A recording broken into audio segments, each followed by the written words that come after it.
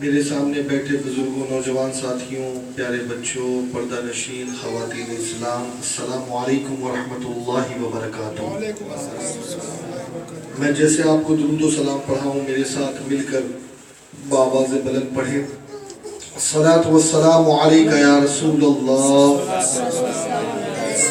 الصلاۃ والسلام علیک یا حبیب اللہ، الصلاۃ والسلام علیک یا نبی اللہ، وعلی آلک واصحابک یا نور اللہ صلی اللہ تعالی علیہ وسلم۔ آج شب جمعہ ہے، درود جمعہ پڑھ لیتے ہیں۔ اللہم صلی وسلم وبارک علی سیدنا محمد النبی الأمی الحبیب العالی القدر العظیم الجاہ وعلی آلہ وصحبہ وبارک وسلم۔ یہ درود جمعہ ہے جو ابھی ہم نے پڑھا۔ اس کی فضیلت یہ ہے کہ اگر کوئی جمعرات کو سورج ڈوبنے سے لے کر جمعہ کے دن سورج ڈوبنے تک 24 گھنٹے کے عرصے میں ایک بار اگر کوئی اس درود کو پڑھے گا تو بزرگان دین کتاب میں نقل کرتے ہیں، وہ فرماتے ہیں کہ جو اس کو پابندی کے ساتھ ہر جمعہ کو پڑھے گا تو انشاءاللہ تعالی موت کے وقت اسے حضور کی زیارت نصیب ہوگی۔ اور دوسرا فائدہ یہ ہوگا انشاءاللہ کہ قبر میں اترتے وقت وہ دیکھے گا کہ خود حضور اسے اپنے ہاتھوں سے قبر میں اتار رہے ہیں۔ ماشاءاللہ آج بڑی خوشی کی بات ہے کہ شادی خانہ آبادی کے موقع پر ہمارے برادر محمد راہیل کے نکاح سے قبل یہ محفل ذکر مصطفیٰ سجائی گئی۔ قرآن خوانی ہوتی ہے، نعت خوانی ہوتی ہے، بیان کیا جاتا ہے، اور الحمدللہ ان شادی کے مواقع پر کچھ ایسی رسمیں ہیں جو غیر شرعی ہے، کچھ ایسی ہے جو شرعی ہے، لیکن الحمدللہ ہم جو کر رہے ہیں وہ سب تمام کی تمام رسمیں الحمدللہ شرعی ہے، اور اللہ کے رسول صلی اللہ علیہ وسلم کا ذکر کرنا یہ اللہ نے ہمیں سکھایا ہے، اور خود اللہ تعالیٰ اپنے محبوب کا ذکر کرتا ہے۔ قرآن مقدس میں اللہ نے اپنے محبوب کے حوالے سے فرمایا وَرَفَعْنَا لَكَ ذِكْرَكَ، کہ اے محبوب ہم نے آپ کے لیے آپ کے ذکر کو بلند کیا۔ جبریل امین بارگاہ رسالت میں حاضر آئے اور میرے آقا نے فرمایا اے جبریل رب کیا چاہتا ہے؟ تو جبریل امین نے فرمایا، عرض کی کہ یا رسول اللہ رب یہ چاہتا ہے کہ اے محبوب جہاں جہاں بھی لوگ مجھے یاد کرے وہیں وہیں تجھے بھی یاد کرے، جہاں جہاں ذکر خدا ہو وہیں وہیں ذکر مصطفیٰ ہو۔ اور اس لیے آپ دیکھ لیں، آپ قرآن پڑھیں گے تو جہاں قرآن میں اللہ کا ذکر ہے اسی کے ساتھ ساتھ قرآن میں رسول اللہ کا بھی ذکر ہے۔ ایسے ہی آپ اذان دیکھ لیں تو اذان میں جہاں ہم اللہ کا ذکر کرتے ہیں، اشہد ان لا الہ الا اللہ پکارتے ہیں، وہی ہم اشہد ان محمد رسول اللہ بھی پکارتے ہیں۔ پھر نماز، وہ نماز جو اللہ کی خاص عبادت ہے، خالص عبادت ہے، جو ہم اللہ کے لیے پڑھتے ہیں، بلکہ ہم کہتے بھی ہیں کہ نیت کی میں نے اتنی رکعت اس وقت کی واسطے اللہ کے، ہے نا، ہم کہتے ہیں نا واسطے اللہ کے۔ وہ نماز جو اللہ کے واسطے ہم پڑھتے ہیں، اللہ کے واسطے سجدہ کرتے ہیں، اللہ کے واسطے رکوع کرتے ہیں، اللہ کے واسطے قیام کرتے ہیں، اللہ کے واسطے تسبیح پڑھتے ہیں، اس نماز میں بھی اللہ نے فرمایا کہ جب تم التحیات پڑھو، میری تحیت بیان کرو تو کہو التحیات للہ والصلوات والطیبات۔ اے اللہ جب ہم نے تیری تحیات بیان کر لی پھر کیا کرے؟ پھر اللہ فرماتا اب کہو السلام علیک ایھا النبی، کہ اے نبی آپ پر سلامتی ہو، اے نبی آپ پر سلام ہو، رحمت ہو اور برکت ہو۔ یعنی ہم حضور پر سلام پڑھتے ہیں نماز کے اندر قاعدے کی حالت میں، اور پھر نماز اس کے ساتھ ساتھ ہم کہتے ہیں السلام علیکم ایھا النبی ورحمۃ اللہ وبرکاتہ والسلام علینا وعلی عباد اللہ الصالحین، اور اے محبوب آپ پر بھی سلامتی ہو اور ان سارے صالحین پر بھی سلامتی ہو جو اللہ کے صالحین بندے ہیں۔ پھر اللہ تعالیٰ کا ہم ذکر کرتے ہیں، پھر کہتے ہیں اشہد ان لا الہ الا اللہ واشہد ان محمدا عبدہ ورسولہ، کہتے ہیں نا یہ نماز کے اندر۔ تو نماز میں بھی اللہ کا ذکر ہے اور حضور کا ذکر ہے۔ پھر اس کے بعد ہم درود ابراہیمی پڑھتے ہیں جب آخری رکعت ہوتی ہے۔ یہ درود ابراہیمی کیا ہے؟ اس کے حوالے سے حدیث پاک میں یہ آیا ہے کہ میرے آقا علیہ الصلوۃ والتسلیم فرماتے ہیں کہ جس نے نماز پڑھی اور مجھ پر درود نہ پڑھا، نماز کے اندر مجھ پر اور میری آل پر درود نہ پڑھا، تو اللہ تعالیٰ اس نماز کو قبول نہیں کرے گا۔ یعنی پتہ یہ چلا کہ اگر کوئی نماز پڑھتا ہے اور نماز کے اندر وہ نبی پر اور نبی کی آل پر درود نہیں پڑھتا، تو وہ نماز بھی اللہ قبول نہیں کرے گا، بلکہ وہ نماز اس کے منہ پہ مار دی جائے گی۔ اب بات سمجھنے کی ہے، ہم پڑھتے ہیں نا درود ابراہیمی اللہم صلی علی محمد وعلی آل محمد کما صلیت علی ابراہیم وعلی آل ابراہیم انک حمید مجید، پھر اللہم بارک پڑھتے ہیں۔ سمجھنے کی بات یہ ہے کہ ہم کس پر سلام بھیجنے کی دعا کر رہے ہیں، کس پر درود بھیجنے کی دعا کر رہے ہیں؟ حضور پر اور حضور کی آل پر۔ یعنی ہماری نمازیں اس وقت تک کہ قبول نہیں ہوتی جب تک کہ ہم حضور کو یاد نہ کر لیں، جب تک کہ ہم حضور کی آل کو یاد نہ کر لیں۔ تو جہاں جہاں اللہ کا ذکر ہے وہیں وہیں اس کے محبوب کا بھی ذکر ہے۔ پھر آپ دیکھیں اذان ہو گئی، نماز ہو گئی، یہاں تک کہ نماز جنازہ بھی ہم اللہ کے لیے پڑھتے ہیں، میت کے لیے دعا کرتے ہیں، لیکن اس کے اندر بھی درود رکھا گیا کہ جب آپ نماز جنازہ پڑھو تو نماز جنازہ میں اللہ اکبر کہہ کر کے سب سے پہلے آپ کو ثنا پڑھنی ہے۔ جب آپ نے اللہ اکبر کہہ کر کے ثنا پڑھ لی، پھر ثنا کے بعد پھر اللہ اکبر کہا جائے گا، پھر اس کے بعد درود پڑھنا ہے۔ کیا پڑھنا ہے؟ درود۔ پھر اللہ اکبر کہا جائے گا، پھر اس کے بعد میت کی دعا پڑھنی ہے، اور پھر میت کی دعا پڑھنے کے بعد پھر سلام پھیرتے ہیں آپ۔ اب یہاں پر ایک چیز سمجھنے کی ہے، وہ یہ کہ کبھی کبھی ذہن میں شیطان اس قسم کے وسوسے ڈالتا ہے کہ یار ہم نماز میں حضور پر جو سلام پڑھتے ہیں وہ تو بیٹھ کر پڑھتے ہیں، تو نماز کے باہر ہم درود کھڑے ہو کے کیوں پڑھیں؟ لیکن آپ دیکھیں کہ نماز جنازہ جب ہوتی ہے تو نماز جنازہ میں ہم جو نبی کی بارگاہ میں درود بھیجتے ہیں وہ بیٹھ کر بھیجتے ہیں یا کھڑے ہو کر؟ کھڑے ہو کر بھیجتے ہیں، کھڑے ہو کر کے حضور کا نام لیتے ہیں۔ تو پتہ یہ چلا کہ دونوں طریقہ جائز ہے، یہ بھی درست ہے اور وہ بھی درست ہے۔ اگر کوئی بیٹھ کر پڑھے تب بھی اچھا ہے، اور اگر کوئی بیٹھ کر نہیں بھی پڑھتا تب بھی اچھا ہے۔ خیر دونوں طریقہ بہتر ہے، دونوں طریقہ جائز ہے، دونوں طریقہ درست ہے۔ اب میرے پیارے آقا علیہ الصلوۃ والتسلیم کے پیارے دیوانوں، میں عرض یہ کر رہا تھا کہ جہاں جہاں اللہ کا ذکر ہوگا وہاں وہاں محبوب کا ذکر ہوگا۔ یہ اللہ نے فرمایا جعلتک للذکری، کہ اے محبوب ہم نے آپ کے ذکر کو اپنا ذکر بنا دیا، ہم نے آپ کے نام کو اپنا نام بنا دیا، بلکہ اے محبوب ہم نے آپ کی ذات کو اپنا ذکر بنا دیا، اللہ فرماتا ہے۔ تو میرے پیارے آقا علیہ الصلوۃ والتسلیم کے پیارے دیوانوں، آج بڑی عظیم نسبت جمع ہے، سبحان اللہ۔ کیسی نسبت جمع ہے میں آپ کو بتاؤں۔ پہلی نسبت تو یہ کہ شادی کی خوشی ہے، کہہ دو سبحان اللہ، زور سے بولو نا۔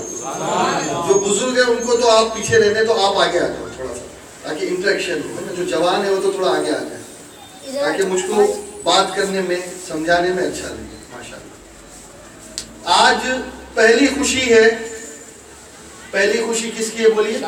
شادی کی۔ دوسری خوشی ہے کہ یہ مہینہ جو ہے، اس مہینے کو نسبت ہے سرکار بغداد حضور سیدنا شیخ عبد القادر جیلانی سے، یہ 11ویں کا مہینہ ہے نا؟ اور تیسری نسبت یہ ہے کہ آج جو شب ہے وہ چھٹی شب ہے، اور چھٹی شب کو نسبت ہے حضور خواجہ غریب نواز معین الدین اجمیری سے۔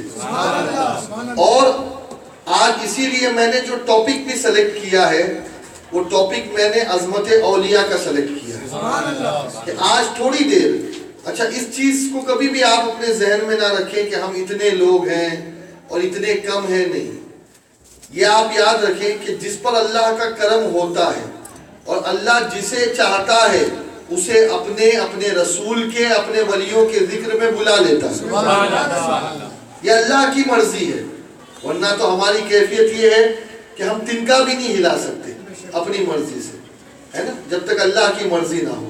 اور الحمدللہ میں مبارکباد پیش کروں گا ہمارے راحیل بھائی کو، ان کے گھر والوں کو، کہ آج اس شادی کے موقع پر وہ سارے کام چھوڑ کر کہ جن کاموں کی وجہ سے اللہ ناراض ہوتا ہے، اس کے رسول ناراض ہوتے ہیں، اور وہ گانے باجے، میوزک، ڈھول تاشے، ان تمام چیزوں کو چھوڑ کر انہوں نے حضور کے ذکر کی محفل رکھی، اللہ کے ذکر کی محفل رکھی، اللہ کو یاد کرنے والی محفل رکھی، اور یقیناً اللہ تبارک و تعالیٰ اس ذکر کی برکتیں ان کی زندگیوں میں بھی عطا کرے گا، اور انشاءاللہ تعالیٰ یہ شادی بربادی نہیں ہوگی بلکہ یہ شادی خانہ آبادی ہوگی، اس لیے کہ جہاں حضور کا ذکر ہو جائے جس محفل میں، پھر وہ محفل ایسی نہیں رہتی۔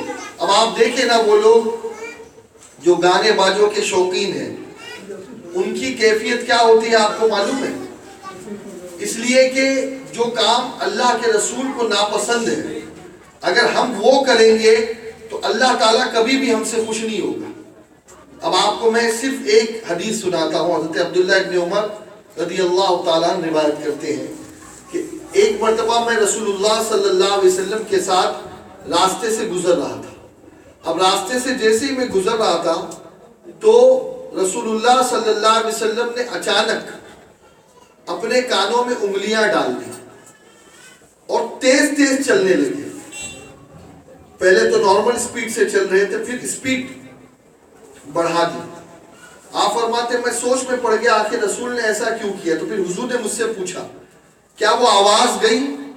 فرمایا میں نے جب غور کیا تو مجھے پتا چلا کہ کوئی بانسری بجانے والا بانسری بجا رہا تھا۔ تو اللہ کے رسول صلی اللہ علیہ وسلم کو بانسری کی آواز سے اتنی نفرت کہ میرے آقا نے اپنے دونوں کانوں میں انگلیاں ٹھونس دی اور جلدی سے جانے لگے تاکہ یہ آواز مجھ سے دور ہو جائے۔ حضرت عبداللہ بن عمر رضی اللہ عنہ فرماتے ہیں کہ جب وہ آواز پوری ختم ہو گئی پھر میرے آقا نے اپنے کانوں سے انگلیاں نکالی اور پھر حضور نارمل سپیڈ میں ہو گئے۔ یہ حدیث ہمیں بتاتی ہے کہ وہ کام جو نبی کو ناپسند ہے، جس سے نبی بھاگے، تو اس سے نبی کے امتی کو بھی بھاگنا چاہیے، نبی کے غلاموں کو بھی بھاگنا چاہیے، ورنہ یاد رکھے اگر ظاہراً ہمیں یہ تمام چیزیں نظر آئے یا نہ آئے لیکن اس کا اثر زندگیوں پہ پڑتا ہے، اس لیے کہ ہم اللہ اور رسول کو ناراض کریں تو یقیناً نہ تو ہماری دنیا اچھی ہو سکتی ہے اور نہ ہی ہماری آخرت اچھی ہو سکتی ہے۔ اللہ تعالیٰ ہمیں ایسے کام کرنے کی توفیق عطا فرمائے جس سے دنیا بھی اچھی ہو اور آخرت بھی اچھی ہو۔ اب صرف چند کلام میں پڑھنے کی سعادت حاصل کر رہا ہوں اور آپ تمامی لوگوں سے میں گزارش کرتا ہوں کہ آپ بھی میرے ساتھ مل کر پڑھیں۔ قصیدہ بردہ شریف کی برکتیں سب سے پہلے ہم حاصل کرتے ہیں، اور قصیدہ بردہ کے بارے میں اس سے پہلے بھی بتا چکا ہوں کہ کلام بہت پڑھے جاتے ہیں لیکن قصیدہ بردہ عربی زبان میں یہ ایسا قصیدہ ہے کہ جس قصیدے کو جب میرے آقا نے اپنے کانوں سے سنا تو میرے آقا بھی اس قصیدے کو سن کر جھومنے لگے۔ یہ قصیدہ حضور کی بارگاہ میں مقبول ہے، جسے امام شریف الدین بصیری رحمۃ اللہ علیہ نے لکھا، اور بزرگان دین کہتے ہیں اس قصیدے کے بارے میں کہ اگر اس قصیدے کو پڑھ کر کوئی دعا کی جائے تو اللہ وہ دعا کبھی رد نہیں کرتا، بلکہ اس کے جو 3 اشعار ہیں بیچ میں ہم پڑھتے ہیں، اس کے بارے میں یہ ہے کہ اگر کوئی ان اشعار کو پڑھے اور دل میں کوئی نیک تمنا کرے تو اللہ تعالیٰ اس کی وہ نیک تمنا پوری فرما دیتا ہے۔ تو آئیے اس قصیدہ بردہ شریف کی برکتیں ہم حاصل کرتے ہیں بآواز بلند درود و سلام صلی اللہ علیہ یا رسول اللہ وسلم علیک یا حبیب اللہ، اور بابا سے بلند پڑھیے صلی اللہ علیہ یا رسول اللہ وسلم علیک یا حبیب اللہ صلی اللہ علیہ وسلم صلی اللہ علیہ وسلم صلی اللہ علیہ وسلم صلی اللہ علیہ وسلم صلی اللہ علیہ وسلم صلی اللہ علیہ وسلم مولاي صل وسلم دائما ابدا على حبيبك خير الخلق كلهم مولاي صل وسلم دائما ابدا على حبيبك خير الخلق كلهم أمن تذكر جيران بذي سلام مزجت دم عن جرام مقلة بدم مولاي صل وسلم دائما أبدا على حبيبك خير الخلق كلهم محمد سيد الكونين والثقلين محمد سيد الكونين والثقلين والفريقين من عرب ومن عجم مولاي صل وسلم دائما أبدا على حبيبك خير الخلق كلهم نبينا الأمير الناهي فلا أحد أبر في قولي لا منه ولا نعمي مولاي صل وسلم دائما أبدا على حبيبك خير الخلق كلهم هو الحبيب الذي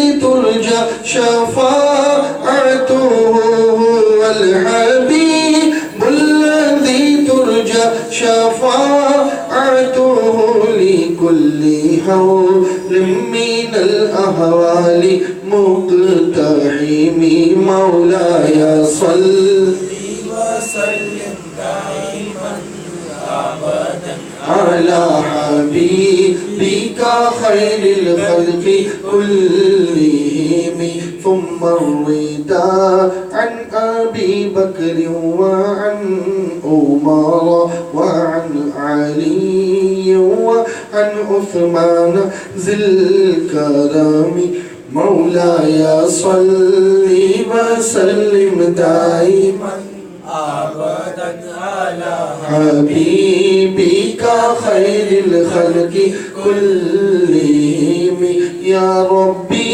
بالمصطفى بلغ مقاصدنا يا ربي بالمصطفى بلغ مقاصدنا يا ربي بالمصطفى بلغ مقاصدنا واغفر لنا ما مضى يا واسع الكرم مولاي صل وسلم دائما أبدا على حبيبك خير الخلق كلهم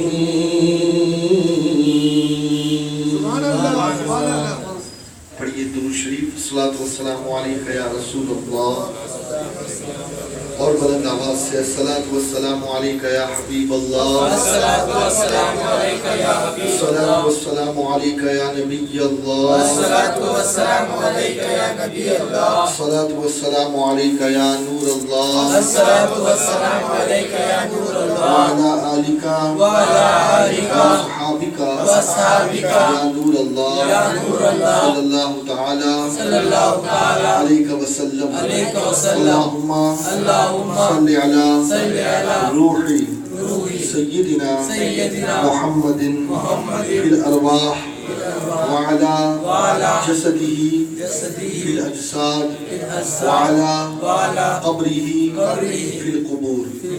इस दुरूद की फजीलत ये है कि अगर कोई एक बार इसे पढ़ लेगा तो हदीस पाक में है, मेरे आका सल्लल्लाहु अलैहि वसल्लम ने इरशाद फरमाया कि जो एक बार इस दुरूद को पढ़ेगा वो ख्वाब में मेरी ज़ियारत करेगा, और जो ख्वाब में मेरी ज़ियारत करेगा वो क़यामत के दिन भी मेरी ज़ियारत करेगा, और जो क़यामत के दिन मेरी ज़ियारत करेगा मैं उसकी शफाअत करूँगा, और जिसकी मैं शफाअत करूँगा वो मेरे हाथों से जामे कौसर पिएगा, और जो जामे कौसर पी लेगा अल्लाह हमेशा आपके लिए उस पर जहन्नम को हराम कर देगा। माशाअल्लाह इस महफिल की बरकत से हमने ऐसा दुरूद भी पढ़ लिया, और इंशाअल्लाह हमें यकीन है, शक नहीं बल्कि यकीन है कि हुजूर की ज़ियारत भी हमें मिलेगी, हुजूर की शफाअत भी मिलेगी, हुजूर के हाथों से जामे कौसर भी मिलेगा, और इंशाअल्लाह अल्लाह हमेशा के लिए हमारे ऊपर जहन्नम को हराम कर देगा, इसलिए कि ये मेरे आका की हदीस है। अब आइए आज चंद बातें कुरान और औलिया अल्लाह इस हवाले से मैं पेश करता हूँ, चूँकि गौसे पाक का महीना है, सुभान अल्लाह, और हमारा ये दस्तूर है, हमारा ये वतीरा है कि हम 12वीं के मनाने वाले भी हैं और 11वीं के मनाने वाले भी हैं, और आज से नहीं, हम हमारे दादा, हमारे परदादा, हमारे ख़ानदान के बुजुर्ग ये सब इस पर कायम थे, और इसकी बरकतें उनको मिलती थी और वो करते थे अल्हम्दुलिल्लाह, और हम भी करते हैं। लेकिन आज कभी कभी ऐसा होता है कि लोगों के जहनों में, चूँकि आज दुनिया मादियत की तरफ ज़्यादा बढ़ती जा रही है, आज एक ऐसी कौम पैदा कर दी गई है कि जो लोगों के दिलों से अल्लाह की मोहब्बत निकालने के लिए, लोगों के दिलों से मोहब्बत रसूल निकालने के लिए, और लोगों के दिलों से औलिया अल्लाह की मोहब्बत को निकालने के लिए हर चंद कोशिश कर रही है। लेकिन याद रखें, जब तक कुरान जिंदा है और जब तक कुरान बाकी है, अल्लाह वालों की अजमत बयान होती रहेगी।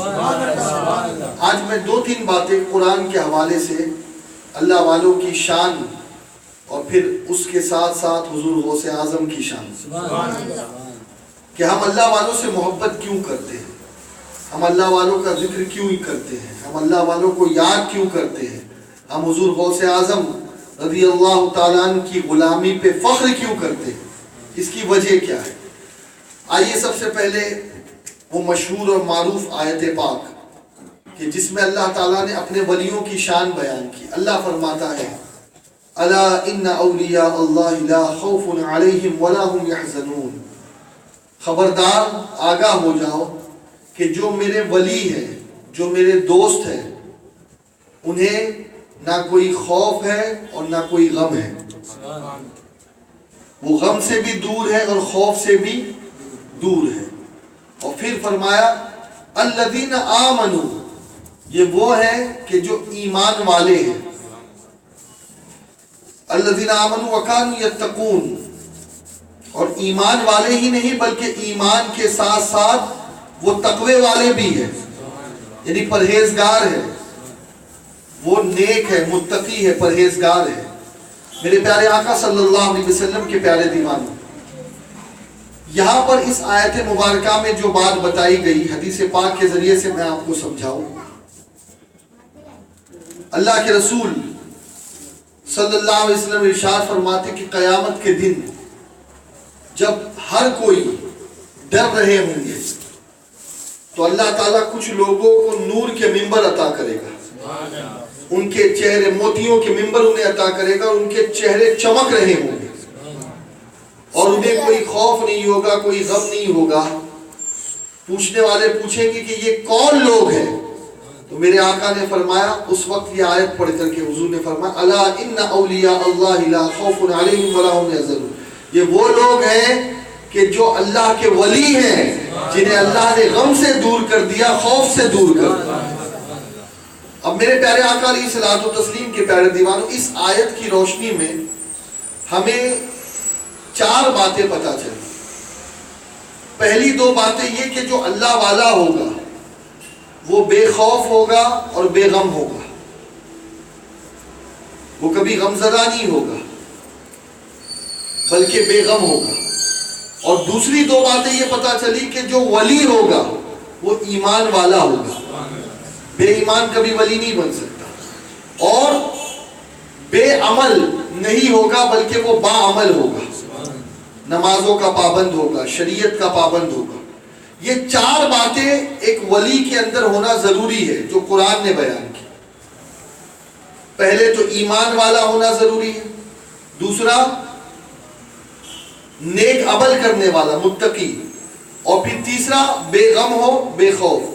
اب یہاں پر میں صرف آپ کو مختصراً اشارہ دوں, خوف کیا ہے اور غم کیا ہے, ان دونوں چیزوں کو سمجھیں, پھر انشاءاللہ آپ کو مقام ولی سمجھ میں آئے گا, شان ولی سمجھ میں آئے گی. خوف کس بات کا ہوتا ہے اور غم کس بات کا ہوتا ہے؟ دیکھیے, کچھ لاس ہو گیا, ماں مر گئی, بیوی مر گئی, باپ مر گیا, دادا مر گیا, لاس ہو گیا, نقصان ہو گیا, تکلیف ہو گئی, تو آدمی اس کے غم کو لے کر دل میں بیٹھ جاتا ہے. پھر اور کس بات کا غم ہوتا ہے؟ اور اس بات کا غم ہوتا ہے کہ یار میں بی ڈی ڈی چال میں رہ رہا ہوں, کاش کہ میں ٹوین ٹاور میں رہتا. یہ بھی ایک غم ہوتا ہے آدمی کو, یار میں تو نوکری کرتا ہوں, کاش کہ میرا بزنس ہوتا. پھر بزنس بھی ہے تو اس بات کا غم ہوتا ہے, یار میرا بزنس اتنا کمزور کیوں ہے, میں امبانی اور ٹاٹا اور برلا کی صف میں کیوں نہیں ہوں, ان کی طرح میں کماتا تو کتنا اچھا ہوتا. یا پھر کبھی آدمی یہ سوچتا ہے کہ یار میں کیا کر رہا ہوں, میں پارشد ہوتا تو اچھا ہوتا. یہ بات غم ہے اس کے دل میں اس بات کا. پھر یہ سوچتا ہے یار میں ایم ایل اے ہوتا تو اچھا ہوتا. پھر یہ سوچتا ہے میں ایم ایل سی ہوتا تو اچھا ہوتا, یا میں ایم پی ہوتا تو اچھا ہوتا. پھر سوچتا ہے اگر میں اشوک چوہان کی جگہ ہوتا تو اور اچھا ہوتا, سی ایم ہوتا تو اچھا ہوتا, اچھا پی ایم ہوتا تو اور اچھا ہوتا, ہے نا. میں یہاں کیوں ہوں, کاش کہ میں امریکہ کا پریسیڈنٹ ہوتا, کاش کہ میں سعودی کا بادشاہ ہوتا. آدمی کو یہ تمام چیزوں کا غم ہوتا ہے نا. یہ مجھے کچھ اس کو اچیو کرنا ہے, وہ کر نہیں پاتا. کچھ اس کو حاصل کرنا ہے, وہ کر نہیں پاتا. کوئی اس کی خواہش ہے, کوئی اس کی تمنا ہے. یہ میں اس لیے آپ کو سمجھا رہا ہوں کہ جب تک کہ مثال نہیں دی جائے نا, اس وقت تک کہ لوگوں کے دماغ میں بات بیٹھتی نہیں ہے.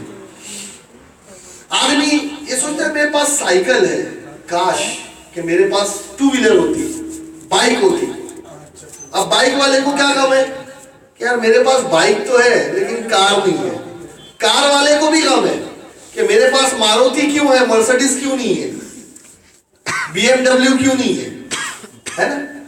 پھر کار والے کو بھی غم ہے. پھر جس کے پاس کار آ گئی وہ اور سوچتا ہے کہ یار کاش کہ میرے پاس اتنی اللہ نے دولت دی ہوتی کہ میں ٹرینیں چلاتا, مونو ریل میری ہوتی, میٹرو میری ہوتی. شپ نہیں ہے, اور تمنا کاش کہ یار کنگ فشر کا میں مالک ہوتا, جیٹ ایئر ویز کا میں مالک ہوتا, ہے نا. پھر یہ سوچتا کہ یار میرے پاس راکٹ نہیں ہے, میرے پاس کوئی چارٹر پلین نہیں ہے, کاش کہ میرے پاس چارٹر پلین ہوتا. آدمی کو جو خواہش ہوتی ہے اس کا غم ہوتا ہے. میں بادشاہ بننا چاہتا تھا, نہیں بن سکا, مجھے غم آ گیا. میں چاہتا تھا کہ اس بی ڈی ڈی چال جو کسی زمانے میں جیل کہلاتا تھا, وہاں نہیں رہ کر کے میں کسی ہائی فائی جگہ پر رہتا, لیکن میں اس منصب کو اچیو نہیں کر سکا تو اس بات کا غم میرے دل میں بیٹھ گیا. سمجھ؟ میں چاہتا تھا کہ میں کروڑ پتی بن جاؤں, ارب پتی خرب پتی بن جاؤں, وہ میں نہیں کر سکا, مجھے اس چیز کا غم ہو گیا ہے نا.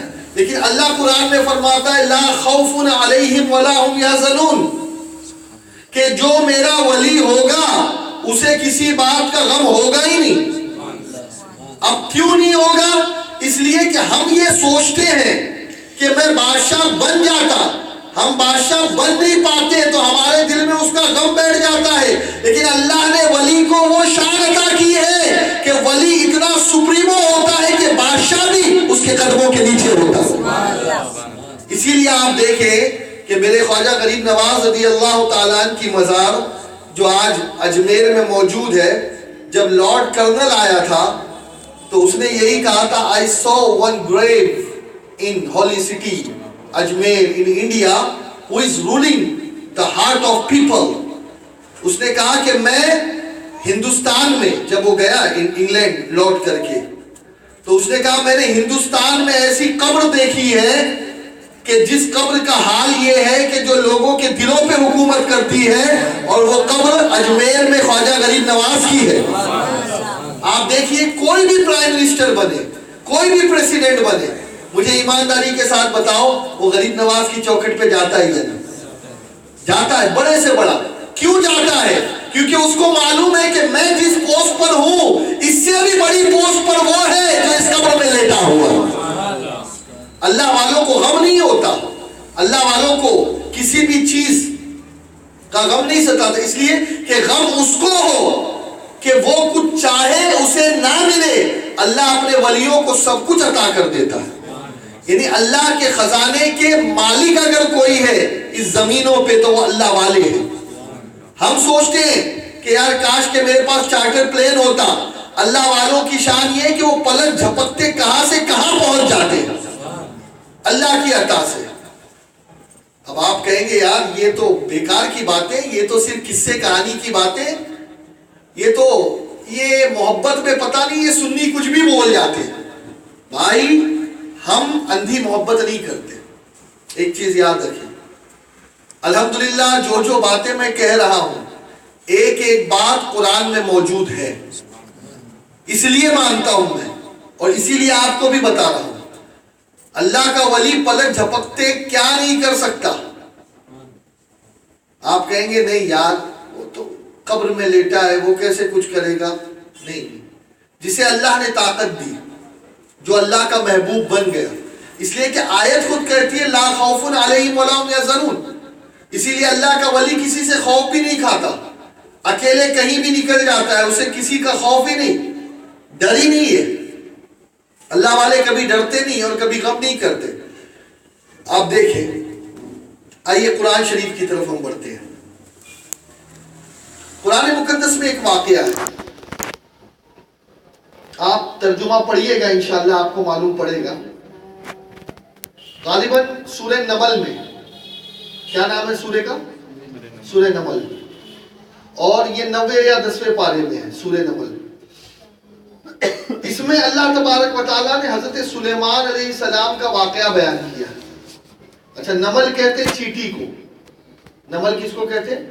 اینٹ ہوتے نا, چیٹی, کالی مونگی ہم جس کو کہتے ہیں. چیٹی کے نام کی پوری صورت ہے, اس کے اندر یہ واقعہ موجود. اب واقعہ غور سے سنیے, تب جا کر کے آپ کو اندازہ ہوگا کہ اللہ والوں کا پاور کیا ہوتا ہے. جو ولی ہوتے ہیں اللہ کے, ان کو اللہ کیسی شکتی دیتا ہے کہ جس شکتی کے آگے شکتی مان بھی فیل, سپرمین بھی فیل. اللہ نے وہ طاقت دی ہے اپنے ولیوں کو. اب آپ دیکھیں قرآن مقدس اٹھائیں. قرآن مقدس میں یہ واقعہ موجود ہے کہ ایک مرتبہ حضرت سلیمان کے دربار میں ایک پرندہ تھا جس کا نام تھا ہدہد. تو آپ اس کو تبلیغ کے لیے استعمال کرتے. آپ کا تخت فلسطین میں تھا, آپ بھیجتے اور کہتے کہ جا دیکھ فلاں فلاں ملک میں کون بادشاہ ہے, وہ مومن ہے یا نہیں ہے. تو ایک مرتبہ ایک ہدہد آیا, اس نے کہا کہ میں ایک عجیب خبر تمہیں سناتا ہوں. کہا کیا خبر سنا رہے ہو؟ کہا میں ایک ایسے علاقے سے آیا ہوں کہ جہاں ایک عورت ہے جو بادشاہ ہے، جو ملکہ ہے، عورت رولنگ کرتی ہے، کیونکہ پہلے یہ کانسیپٹ تھا ہی نہیں، پہلے صرف مرد ہی بادشاہ ہوا کرتے تھے، حاکم ہوا کرتے تھے. کہا اچھا، کہا لیکن اس کے اندر ایک بات ہے کہ وہ عورت سورج کی پوجا کرتی ہے، شمس، سوریہ دیوتا کو مانتی ہے، سوریہ کو دیوتا مانتی ہے. تو آپ نے اس کے نام ایک خط بھیجا اور کہا کہ تم مومن ہو جا، مومن ہو جا. اب اس کو آپ نے دعوت دی تو وہ آئی. کہاں سے آئی؟ اس وقت جو یمن ہے، یمن میں ایک شہر ہے، شہر سنا. پہلے اس کا نام شہر سبا تھا، ابھی اس کو سنا کہتے ہیں. وہاں پر اس ملکہ کا نام تھا بلقیس. کیا نام تھا؟ بلقیس. وہ وہاں رہتی تھی. تو وہاں سے وہ چلی. اچھا، ایک جو خاص بات تھی وہ یہ کہ بادشاہوں کو ایک شوق ہوتا ہے. آپ کو معلوم ہوگا، جو لوگ گئے ہوں گے، تخت طاؤس دیکھا ہے آپ نے کہ نہیں؟ تاج محل دیکھا ہے نا؟ ہاں، ایسے ہی تخت طاؤس بھی بڑا مشہور ہے. تخت طاؤس وہ ہے کہ تھوڑی سی ہسٹری کی نالج بھی رکھیں بھائی، جنرل نالج بھی رکھیں، وہ بھی ضروری ہے. تخت طاؤس یہ ایک تخت تھا جو شاہ جہاں نے بنایا تھا. بادشاہوں کے عجیب عجیب شوق ہوتے تھے، آپ کو معلوم ہے. ان کے پاس کام تو کچھ رہتا ہی نہیں تھا، ان کو تو پبلک کو رول کرنا ہے اور اپنی شان بتانی ہے. تو وہ ایسے ایسے تخت بناتے تھے کہ اس جیسا تخت کوئی دوسرا نہ بنا پائے، اس جیسا تخت کوئی دوسرا نہ بنا پائے. تو تخت طاؤس شاہ جہاں نے بنایا. ایسے ایک تخت بلقیس نے بنایا تھا جو بہت کاسٹلی تھا، بہت قیمتی تھا، بہت نایاب تھا. اور اتنا نایاب تھا وہ تخت کہ اس وقت پوری روئے زمین پہ اس سے قیمتی کوئی تخت نہیں تھا. ہیرے جواہرات جڑے ہوئے تھے اس کے اندر، اور اس کو اپنے تخت سے بڑی محبت تھی. وہ جب کہیں جاتی تو اس تخت کو 7 دروازوں کے اندر لاک کر کے جاتی تاکہ اس کو کوئی چوری نہ کر لے. بالکل یونیک، اس کو محبت بہت تھی اپنے تخت سے. اب جب حضرت سلیمان کا خط اس کے پاس پہنچا اور وہ آنے لگی، اور اتنی قریب آئی کہ 10 فرسانگ یا 17 فرسانگ کی دوری پر تھی. وہاں سے چلی. کہاں سے؟ ملک سبا، یمن. اور آج جہاں فلسطین ہے، یروشلم، وہاں پر حضرت سلیمان کا پائے تخت تھا. وہ وہاں سے چلی ہزاروں کلومیٹر دور. کل آپ گوگل ارتھ پہ سرچ کر لینا، یمن سنا ٹو جروسلم، تو آپ کو ڈسٹینس پتا چل جائے گا. اب وہ وہاں سے چلی، ملکہ بلقیس ابھی مسلمان نہیں ہوئی ہے، وہ وہاں سے چلی. اب آپ کو معلوم ہے کہ اللہ تعالیٰ اپنے نبیوں کو معجزے دے کر بھیجتا ہے. کیوں معجزے دے کر بھیجتا ہے؟ تاکہ جب وہ معجزے دکھائے تو لوگوں کو اس بات پر کامل ایمان ہو کہ نہیں، ہاں یہ اللہ کے نبی ہیں، ہے نا؟ اس لیے اللہ. اب حضرت سلیمان علیہ السلام کے قریب جب وہ آنے والی تھی تو حضرت سلیمان کو ایک چیز یاد آئی، اور انہوں نے اپنے درباریوں سے مشورہ کیا، اے میرے درباریوں، کیا تم میں کوئی ایسا ہے جو تخت بلقیس کو یمن سے ابھی میرے پاس حاضر کرے؟ آپ دیکھیں قرآن میں موجود ہے یہ تخت بلقیس. کہاں ہے؟ یمن میں، ہزاروں کلومیٹر دور. حضرت سلیمان فلسطین میں بیٹھے ہوئے کہہ رہے کون ہے جو ابھی حاضر کرے؟ تو ایک جن کھڑا ہوا، خبیث جن تھا، کھڑا ہوا، کہا حضور مجھے اجازت دے. جنات بھی آپ کے غلام تھے، خادم تھے. کہا حضور مجھے اجازت دے، میں ابھی جا کر کے اس تخت کو لے کر آتا ہوں، لیکن مجھ کو اتنا ٹائم چاہیے کہ اس محفل کے ختم ہونے سے پہلے، بھائی جیسے اگر میں کہوں کہ یہ محفل کے ختم ہونے سے پہلے 1-2 گھنٹے تو لگ ہی جائیں گے.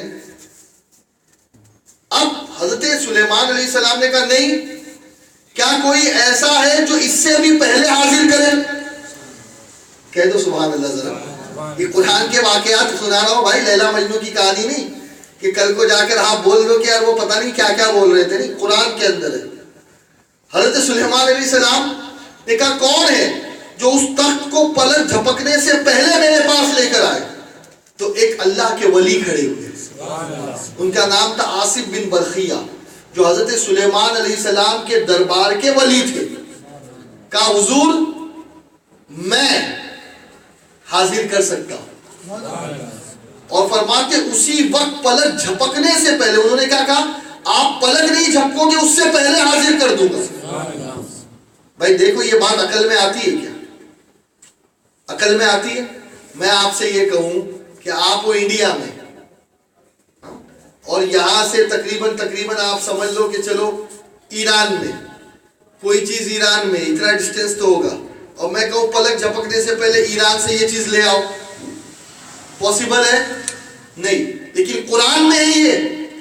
آصف بن برخیہ نے کہا کہ ہاں میں پلک جھپکتے, اور کہا نہیں بلکہ پلک جھپکنے کے بعد جب دیکھا حضرت سلیمان نے تو وہ تخت سامنے تھا. بولو نا سبحان اللہ. تخت سامنے تھا. حضرت سلیمان علیہ السلام نے دیکھا تخت سامنے ہے. اب بلقیس آ گئی. اب بلقیس کچھ کہنے سے پہلے ہی چکرا گئی, تخت کو دیکھنے لگی. ارے یہ کیا, میں یہاں ہوں, تخت میرا وہاں, یہ کہا پہچانتی اس تخت کو؟ کہا میرا یا میرے جیسا؟ کہا میرے جیسا نہیں, تیرا ہی تخت ہے. اور یہ اللہ کی شان ہے.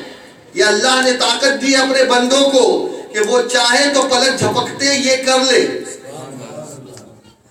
اب یہاں پر 2-3 چیزیں, واقعہ ہو گیا ختم. اب میں آپ کو 2-3 چیزیں بتاتا ہوں. نمبر 1, ایک ولی ہے جو ولی سلیمان کے دربار کا ولی ہے, اور ایک ولی وہ ہے جو محمد کے دربار کا ولی ہے. ایک ولی وہ ہے جو سلیمان کی امت کا ولی ہے, اور ایک ولی وہ ہے جو حضرت رسول کریم محمد مصطفیٰ کی امت کا ولی ہے. یہ چیز ہمیشہ یاد رکھو کہ حضور سب سے افضل, حضور کی امت ہر امت سے افضل ہے نا, اور حضور کی امت کے ولی ہر امت کے ولی سے افضل, اور حضور کی امت کے ولی ہر امت کے ولی سے زیادہ پاورفل. اب میں یہ کہتا ہوں کہ جب سلیمان کے دربار کے ولی پلک جھپکنے میں تخت بلقیس حاضر کر سکتے ہیں ہزاروں کلومیٹر, تو حضور کی امت کے ولی پلک جھپکنے میں اللہ کی عطا سے جو چاہے وہ کر سکتے ہیں. یہ قرآن سے ثابت ہے. اور سنو, وہ آصف بن برخیہ امت سلیمان کے ولی ہے, اور غوث اعظم اس امت کے ولی ہے. اگر وہ کہیں کہ اگر میرا کوئی مرید مشرق میں ہے اور میں مغرب میں ہوں, اور میرے مرید کی سطر کھل جائے تو میں اسے ڈھانپ لیتا ہوں, تو یہ کوئی غلط نہیں ہے, بلکہ یہ بھی قرآن سے ثابت ہوگا. اگر غوث پاک کہتے ہیں کہ اگر میرا کوئی مرید مجھے تکلیف میں آواز دیتا ہے یا غوث المدد کہتا ہے تو میں اس کی تکلیف کو دور کرتا ہوں, تو یہ کر سکتے ہیں. کیوں؟ کیونکہ وہ حضور کی امت کے ولی ہے.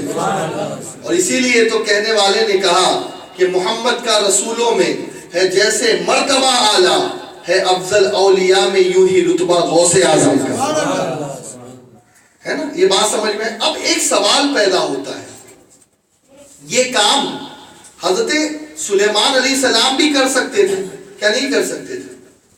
بھائی اللہ نے نبیوں کو معجزہ دیا ہے نا.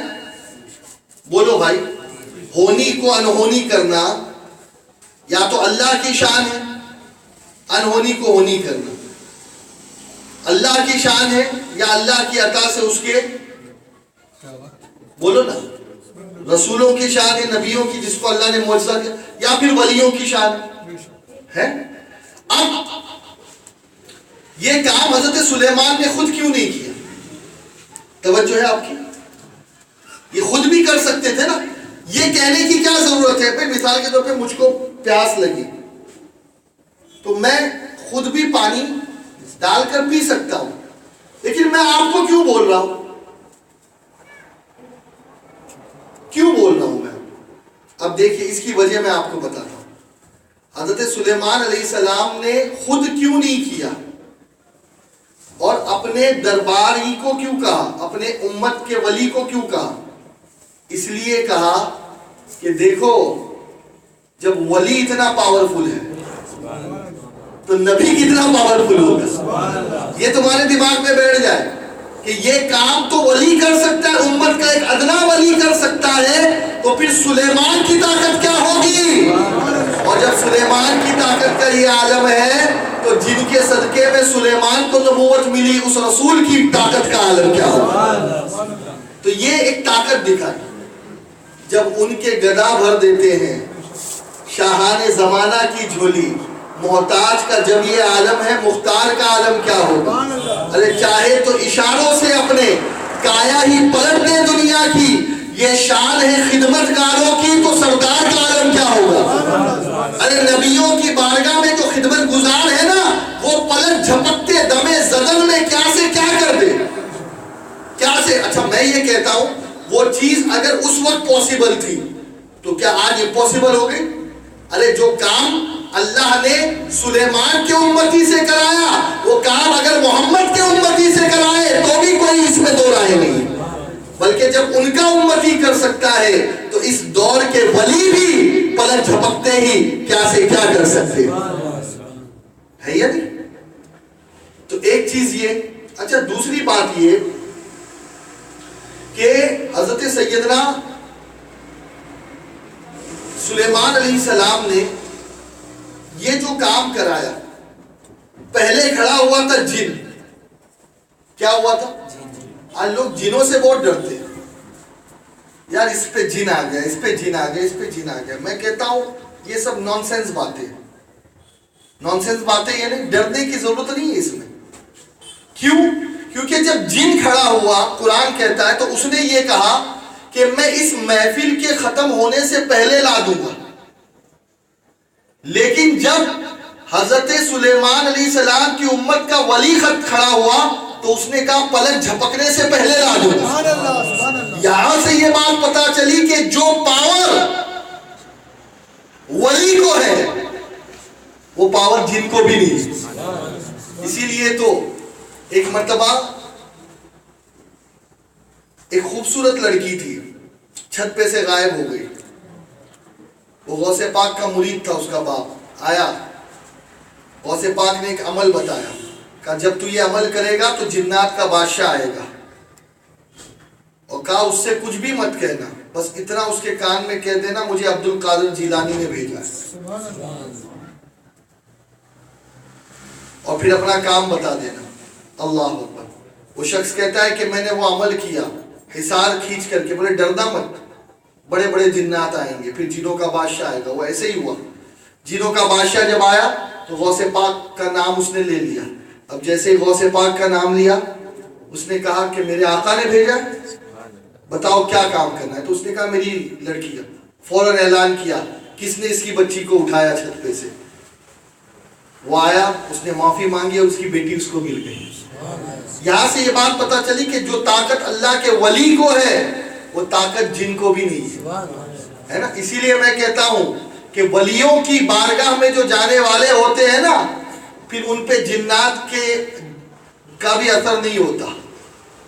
یہ اللہ کے ولیوں کی طاقت ہے. خیر آج لیکن پرابلم یہ ہے کہ لوگ جن کو تو مان رہے، شیطان کو تو مان رہے، جادو کو تو مان رہے، اللہ کے ولیوں کو ماننے کو تیار نہیں. کہتے نہیں یہ کیسے ہو سکتا ہے، ولی ایسے کیسے کر سکتا ہے. اب میں آپ کو دیکھیے ایک چیز میں آپ کے سامنے رکھتا ہوں. آج مردوں کو زندہ کرنا یہ کس کا کام ہے؟ اللہ کا. بولو نا، بولو زور سے بولو یار. لیکن کبھی کبھی جب ہم کسی اور کے بارے میں کہتے ہیں، ولی کے بارے میں، تو لوگ کہتے ہیں یہ تو شرک ہو گیا، اللہ کے علاوہ کوئی مردے کو زندہ نہیں کر سکتا. اور یہ لوگ کہتے ہیں کہ ولی مردہ زندہ کر سکتا ہے. لیکن ان شرک کے کہنے والوں سے میں یہ پوچھوں گا، بھائی مجھے ایمانداری سے بتاؤ کہ جب کوئی بڑا آپریشن ہوتا ہے تو ڈاکٹر کو مل کے کیا کہتے ہو؟ ڈاکٹر صاحب آپ نے میرے بیٹے کی زندگی بچا لی. یہاں شرک نہیں ہوا؟ ہاں، یعنی ڈاکٹر پتہ نہیں کون ہے، مسلم ہے، غیر مسلم ہے، نمازی ہے بھی یا نہیں ہے، اس کے بارے میں یہ تمہارا کہ تو نے بچا لیا، بچانے والی ذات تو اللہ کی ہے نا، لیکن ڈاکٹر کو کہتے ہیں کہ تو نے بچا لیا، وہاں شرک نہیں ہوتا. لیکن ہم نے اگر کہتے ہیں کہ ولی نے زندگی بچا دی تو لوگ کہتے ہیں یہ شرک ہو گیا. اب میں آپ کو ایک حدیث سناتا ہوں، اور حدیث بھی بخاری کی ہے. کہہ دو سبحان اللہ. یہ حدیث ہے سبحان اللہ قرب قیامت کی، امام مہدی کے نزول کی. بولو نا آج کل تو پتہ نہیں کیسے کیسے نامرد انٹرنیٹ پہ اپنے آپ کو مہدی کہہ رہے ہیں، جن کی کوئی حقیقت نہیں، جن کی کوئی اوقات نہیں، جن کی کوئی اصلیت نہیں. اب سنیے آپ، امام مہدی سے پہلے دجال آئے گا، اور اس دجال کے بارے میں آپ کو بتاؤں. آپ نے سنا ہوگا نا کانا دجال. آج بھی امریکہ کی جو نوٹ ہے 1 روپے کی نوٹ پہ اس کی ایک آنکھ بنی ہوئی ہے، پیرامنٹ بنا ہے اور ایک آنکھ بنی ہے. یہ اسی کی نشانی ہے کہ ہم اسی دجال کے خاندان والے ہیں اور اسی دجال سے ہم کو ملنا ہے. اب دجال جب آئے گا تو کیا کرے گا معلوم ہے؟ پوری روئے زمین پہ گھومے گا، پوری روئے زمین پہ لوگوں کو عجیب عجیب چیزیں کر کے دکھائے گا. لوگ حیران ہو جائیں گے. ایک ہاتھ میں جنت، دوسرے ہاتھ میں دوزخ. کہے گا مجھے خدا کہے. اس کے ماتھے پہ لکھا ہوگا کاف فے رے، ایک آنکھ ہوگی اس کی. اس میں بھی اختلاف ہے، ایک آنکھ ہوگی، ایک آنکھ کا کانا ہوگا. پہلے تو خوبصورت ہوگا، بعد میں بدصورت ہو جائے گا. اب آپ دیکھیے، ایک جو مجھے روایت پیش کرنی ہے دجال کا واقعہ کسی اور وقت انشاءاللہ آپ کو سناؤں گا، جو پورے واقعات ہیں اور قرب قیامت کبھی انشاءاللہ زندگی رہی تو. اب میں آپ کے سامنے صرف جو چیز رکھنا چاہ رہا ہوں وہ یہ کہ دجال کے حوالے سے یہ ملتا ہے کہ ایک آدمی کو وہ ٹکڑے ٹکڑے کرے گا لوگوں کے سامنے بھرے مجمع میں، اور پھر اس کو جوائنٹ کر دے گا اور کہے گا کم بھی اذنی، کھڑے ہو جا میرے حکم سے. وہ پھر کھڑا ہو جائے گا. یہ حدیث میں ہے. یعنی ایک کو مار دے گا، وہ مر جائے گا، اس کا دھڑ الگ ہو جائے گا، جسم الگ ہو جائے گا، پھر اس کو زندہ کر دے گا. یہ دجال کرے گا. حدیث میں ہے یہ. اس حدیث کا کوئی انکار نہیں کر سکتا کوئی بھی، چاہے وہ کسی بھی مسلک سے تعلق رکھنے والا ہو. سب اس حدیث کو مانتے ہیں. اب جب دجال زندہ کرے گا وہ کھڑے ہو کے کیا کہے گا معلوم ہے؟ کہے گا اب تو مجھے مان لے. دجال کیا کہے گا؟ میں نے تجھے مارا، کہا. میں نے تجھے پھر زندہ کیا، کہا. اب تو مجھے خدا مان. کہے گا اب تو میرا ایمان اور زیادہ پکا ہو گیا. کیوں؟ کیونکہ میرے رسول نے پہلے ہی تیرے بارے میں بتا دیا تھا کہ تو ایسا کرے گا. اب تو میرا اور ایمان پکا ہو گیا. تو ہی وہ دجال ہے، میں تجھے نہیں مانتا خبیث. میں تجھے جو کرنا ہے کر. اب یہاں پر میں ایک سوال پوچھتا ہوں، دجال اللہ کا دوست ہے یا دشمن؟ بولیے نا پلیز. دوست ہے یا دشمن ہی ہے نا اللہ کا دجال.